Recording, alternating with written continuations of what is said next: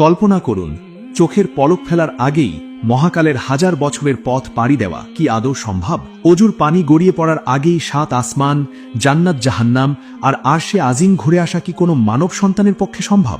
হ্যাঁ, ইতিহাস সাক্ষী এমনই এক অসম্ভব ঘটনা বাস্তবে ঘটেছিল। যেই রাতে স্বয়ং আল্লাহ মহাবিশ্বের সময়কে থমকে দিয়ে তার প্রিয় বন্ধুকে নিজের কাছে ডেকে নিয়েছিলেন। যেখানে ফেরেশতা জিবরাইলও যাওয়ার সাহস পাননি, সেখানে পৌঁছেছিলেন আমাদের প্রিয় নবীজি সাল্লাল্লাহু আলাইহি ওয়াসাল্লাম। আল্লাহ রাব্বুল আলামিন মুহাম্মাদুর রাসূলুল্লাহ সাল্লাল্লাহু আলাইহি ওয়াসাল্লামকে স্বাগত জানানোর জন্য ফেরেশতাদের আদেশ করে বললেন, হে আমার ফেরেশতাগণ, আজকে রাতে আমার তাসবিহ পড়া বন্ধ করে দাও, আমার হামদ পড়া বন্ধ করো, আজকে রাতে আমার বাধ্যতা ত্যাগ করো, আজকে রাতে জান্নাতুল ফেরদৌসকে পোশাক ও অলংকার দ্বারা সুসজ্জিত করো।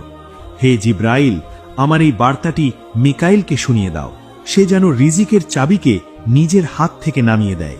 আর ইসরাফিলকে বলে দাও, সে যেন কিছু সময়ের জন্য তার কাজকে বিরত রাখে।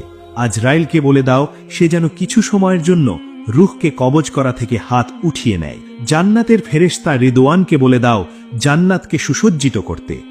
মালেককে বলে দাও, সে যেন দোজখের দরজায় তালা লাগিয়ে দেয়।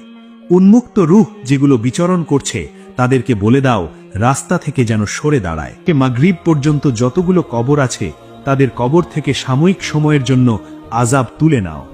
আজকের রাত শবে মেরাজ আমার মাহবুব হযরত মুহাম্মদ মুস্তাফা সাল্লাল্লাহু আলাইহি ওয়াসাল্লামকে স্বাগত জানানোর জন্য তৈরি।